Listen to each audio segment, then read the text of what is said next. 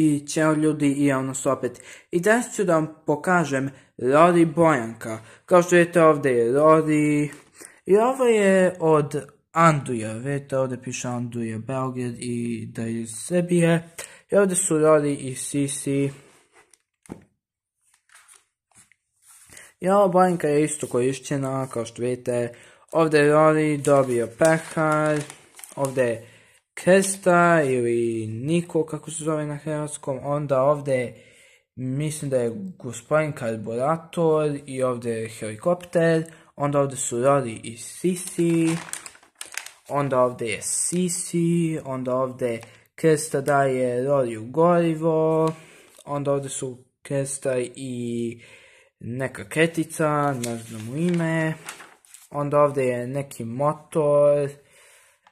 Ja mislim da to Maršo vozi. Onda ovdje je Rory.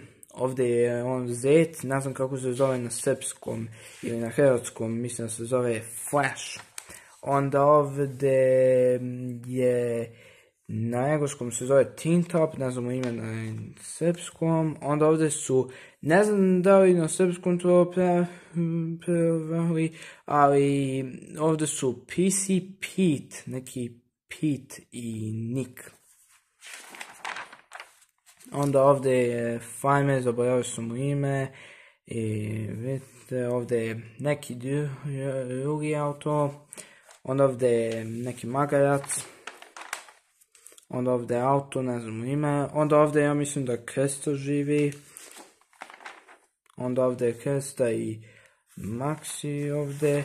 Izgleda ovo strana pocepana, ovdje je Krsta sa svojim vozilom, ovdje je Rory, ne znam što je ovdje bilo, mislim da je helikopter to bio. Kao što vidite ovdje je Maxi, onda ovdje je Krsta, onda ovdje ovdje je karburator sa helikopterom, onda ovdje su Rory i Krsta, ovdje je samo Rory i ovdje je Maša. I to je to. Hvala na gledanju ovog videa. Ako vam se svidao, ostavite like, share i subscribe.